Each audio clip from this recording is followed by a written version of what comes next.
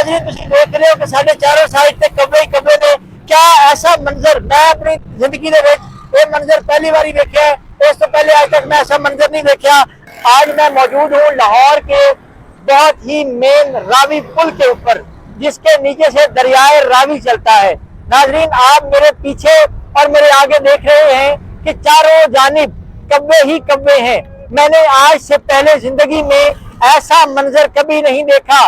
और आज मेरे साथ मौजूद हैं एडवोकेट असद भट्टी साहब। इनसे अब जानेंगे क्या इन्होंने इससे पहले ऐसा मंजर देखा है और इन्होंने क्या वो मंजर देखा है कि इस पुल के नीचे से ये पानी तैरता हुआ ऊपर आ गया हो। रावी पुल के ऊपर ये नीचे बिल्कुल बहुत बड़ा दरियाए रावी वगदा है।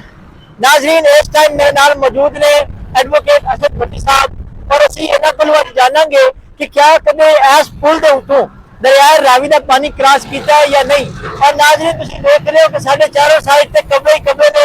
क्या ऐसा मंजर मैं अपनी जिंदगी दे विच ये मंजर पहली बारी देखा है। इस तो पहले आज तक मैं ऐसा मंजर नहीं देखा।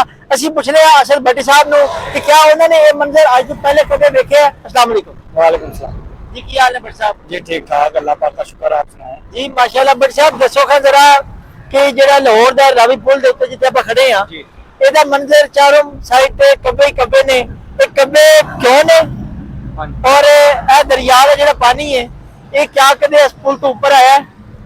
जी सर ਜਿਹੜੇ ਸਭ ਤੋਂ ਪਹਿਲੇ ਤੇ ਇਹ ਕਮਿਆਂ ਤੇ ਚੀਲਾ ਦੀ ਗੱਲ ਹੈ ਨਾ, ਉਹ दरिया रावी ਦੇ जिस तरह ਤੁਸੀਂ ਉਹ सामने दे सकते हो। उधर कैमरा घुमाए उधर जरा वो चील का गोश्त बेचने वाले जो गोश्त बेचते हैं तो वो जिस वक्त गोश्त नीचे फेंकते हैं ना दरिया में, तो ये चील वगैरह जो है ना वो गोश्त उठाती हैं।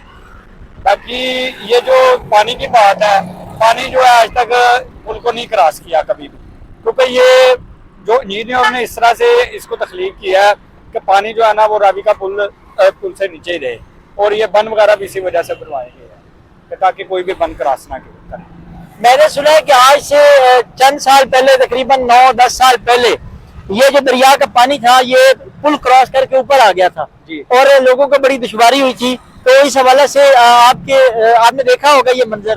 सर वो उस वक्त कुछ ये था कि कुछ इंतजामी फुकदान था और कुछ सहूलियात मौजूद नहीं थी, जिसकी वजह से ये ऐसा इंसिडेंट पेश आया। लेकिन अमूमन आमतौर पर ऐसा नहीं होता कोई भी, क्योंकि ये एक साइंसदानों ने बड़ी इंजीनियरों ने बड़ी अच्छे तरीके से तख्लीक किया है, तो इस तरह का कोई यहाँ पे नहीं होता।